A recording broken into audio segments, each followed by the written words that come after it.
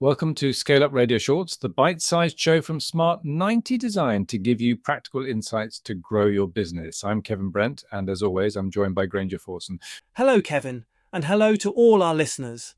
Today, we're diving into a topic that is absolutely fundamental for every business owner, yet so many get it wrong: profit. Specifically, we're talking about the profit-first methodology. It's a crucial topic, Granger. We see it all the time with business owners. They experience solid revenue growth. The top line looks great, but when it comes to the end of the month, there's never quite enough left over. They're left wondering where all the money went. Exactly. It's a common trap, and it's because most of us were taught the traditional accounting formula: sales minus expenses equals profit. Right, which makes profit a leftover. An afterthought, a nice to have if you're lucky, but the profit-first approach, which was popularized by Mike Michalowicz, flips that equation completely on its head. It does. The new formula is sales minus profit equals expenses. Now that might sound like just moving words around, but the mindset shift is profound. It's huge. You are actively choosing to take your profit and your own pay out of the business first.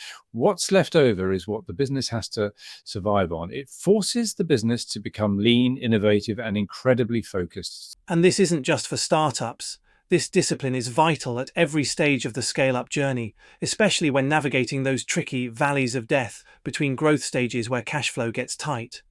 But before you can start allocating profit, you need to know your true starting point, and that means understanding what the system calls real revenue. Yes, this is a key distinction. Real revenue is not your total turnover. It's your total revenue minus any pass-through costs. These are things like subcontractors or specific materials for a job that don't really contribute to your operating margins.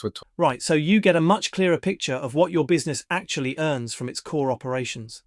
A past guest on our show, Lucy Gretsch of Cypress Key, made a brilliant point about this. She said if she'd implemented profit first from day one, her business would have been profitable from the very start. Understanding that real revenue figure early is key. She's absolutely right. Once you have that real revenue number, the practical side of profit first kicks in, and it starts with something incredibly simple: setting up the right bank account. Okay, this is where the theory becomes practice. So what are the core accounts people need? You start with 4, ideally 5 foundational accounts. First, an income account where all your sales revenue lands. Then you have a profit account, an owner's compensation account for your salary and dividends, and a tax account. Everything left over goes into the final account, operating expenses. And how does the money flow between them? It sounds like it could get complicated to manage. It's actually very systematic. All money comes into the income account, then on set days, many people use the 10th and 25th of the month.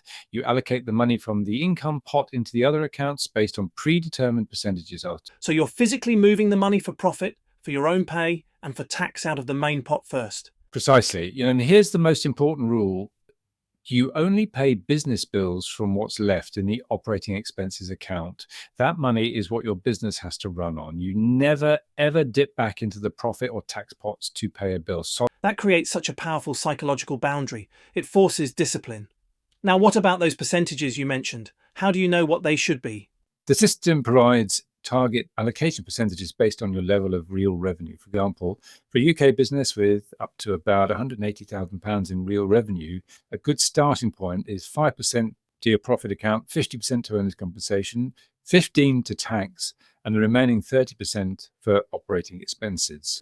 And I think it's important to stress that these are a compass, not a cage. They are a guide, and they evolve as the business scales up. That's exactly right. As revenue grows, the percentage for owner's pay might decrease as you build a team, but the profit percentage can often increase. The 2 core principles remain: profit must be intentional, and the owner's pay must be taken seriously from day one. Okay, this sounds fantastic in principle, Kevin, but I can hear some listeners shouting at their speakers right now saying, my margins are just too tight to do this.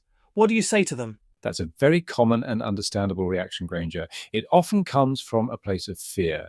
Business owners are so used to living on the edge, financially speaking, that the idea of taking profit first feels like taking food off the table for the business. They see their operating expenses as fixed and non-negotiable. That's the most common objection, and it's actually the number one reason to implement the system. Profit first is like a health check for your business model. If you can't allocate even 1 or 2% to profit, it immediately reveals that something is wrong be it with your pricing, your delivery efficiency, or your cost control. So it acts as a powerful diagnostic tool. The other pushback you hear is, I can't possibly cut my expenses any further. The everything is essential mindset. And for that, we have a wonderfully practical tip from Ian Morgan of MBS Accountants. He suggests printing out your last 3 months of bank statements and getting 3 different coloured highlighters. Go through every single line item. Let me guess. Green for essential, amber for nice to have, and red for non-essential. You've got it. It's a simple exercise, but the results can be shocking. People are often amazed at how much red and amber they find, subscriptions they forgot about, luxuries they thought were necessities. When you have a hard limit on your operating expenses, you find a way. It's a powerful way to reveal the bloat that can creep into any business over time. And it's not about being cheap, it's about being intentional.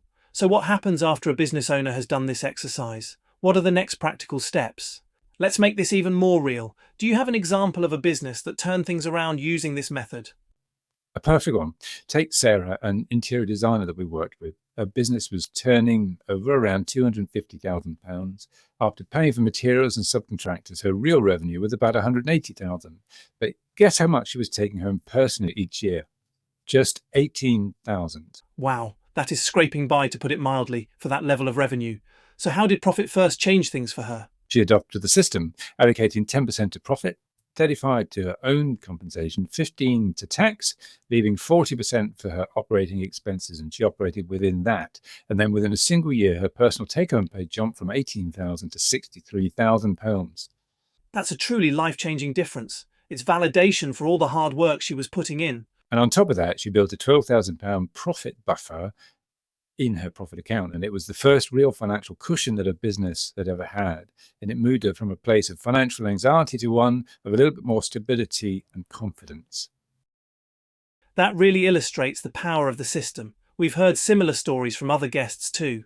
Andrew Kelly from 8590 talked about the discipline of splitting money into pots, and as we mentioned, Lucy Gretsch called it the best book she's read for entrepreneurs. It's a recurring theme because it works, and it's not just about the numbers on a spreadsheet. It's about shifting the entire culture of the business towards profitability. I love the example from Javeria Fatima Zaidi at AJ Sports. Yes, the money tree, a brilliant visual. She built a visual tree to represent a £100 sale, and in front of a team, she started removing leaves for costs like rent, VAT and materials, and they could physically see how little was left at the end. And it completely changed the team's behavior and encouraged smarter, more profitable sales. A simple but incredibly powerful way to get the whole team on board with the mission. So Kevin, as we start to wrap up, what's the single most important takeaway for our listeners today? It's that profit cannot be an accident. It has to be an intentional act, baked into the very system of your business. The old formula leaves profit to chance. This system engineers it from the start. It turns cash flow management into true profit management. A healthy business takes care of its owner, not just the other way around. This is about building a sustainable asset that serves you, your team, and your customers on a truly solid financial foundation. That's the goal. It's a system for financial health, whether you're turning over 100,000 or 3 million. Well, that's all we have time for on this edition of ScaleUp Radio Shorts. A huge thank you for listening.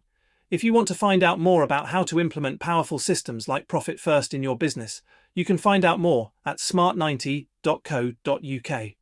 Thanks for joining us, and we'll see you next time.